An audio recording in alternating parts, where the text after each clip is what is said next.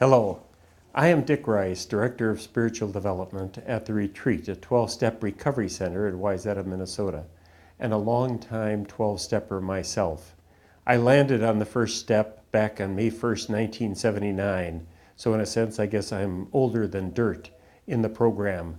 But today, for me and maybe for you as well, this is my only day of recovery.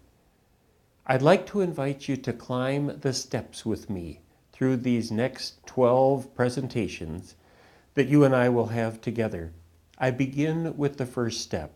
We admitted that we were powerless over alcohol and that our lives had become unmanageable. That, as I said, is the first step of the remarkable staircase that begins the 12 steps. Those steps created by Bill W., Dr. Bob, and friends almost 80 years ago that have made such a difference for so many of us. I would say the best and only way that humans have found to deal with the insidious illnesses of alcoholism and addiction since the beginning of time. We climb the first step. Better yet, we land on the first step. That's how I found the steps. I joined a club that I would have had no interest in joining otherwise, but after 2 failed interventions with an alcoholic in my family, I landed hard on the fact that I was powerless over this person's alcoholism. I have a propensity for depression. I was getting more and more depressed. A friend of mine finally convinced me to try Al-Anon before I checked myself into a psych ward at a local hospital.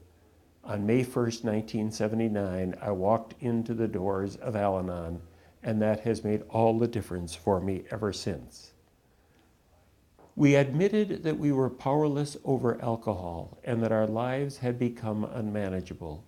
In this series, I'm going to tease out a couple of words from each of the steps and speak of those with you succinctly, briefly, I hope cogently for you. The 2 that I'd like to speak of are the very first word, we, and that word, powerless. Let me speak to the second first, because it really makes all the difference. In our American culture and in the world of sociology and politics, people as diverse as Max Weber and John Kenneth Galbraith, when they've written or spoken about the word power, what they speak of is the imposition of my will on your behavior.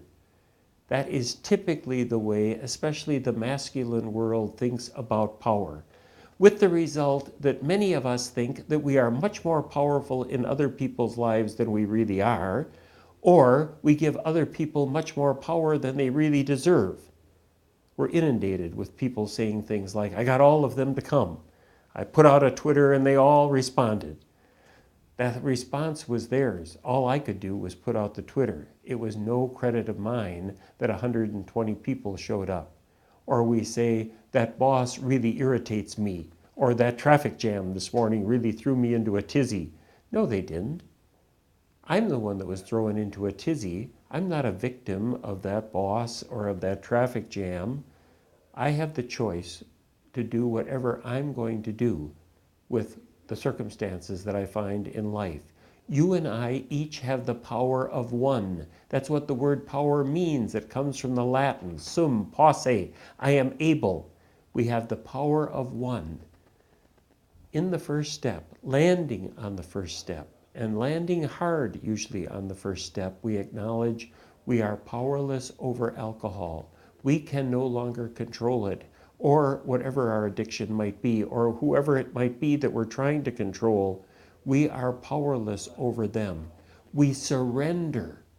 In surrendering, the victory begins. That's a paradox, very difficult to understand except in the living. So don't yet try to get your mind around it.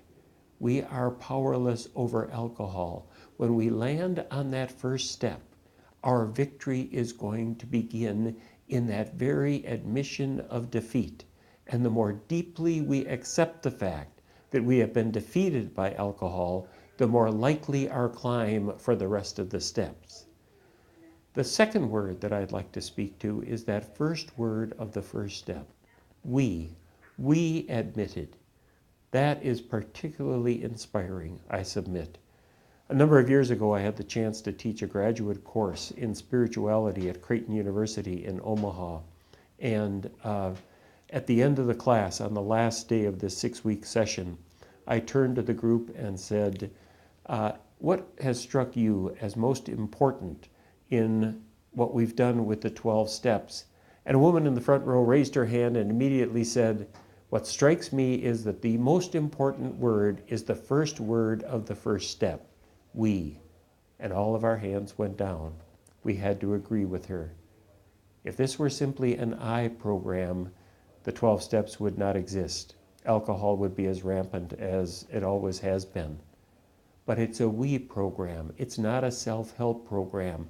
It's not even a program. It's a community of people, sponsor with sponsee, presenter with listeners, community with community, all of us helping each other. We make it with more than a little graced help from our friends. We've begun the climb in landing on the first step. I hope you'll join me for the rest of the climb. Thank you.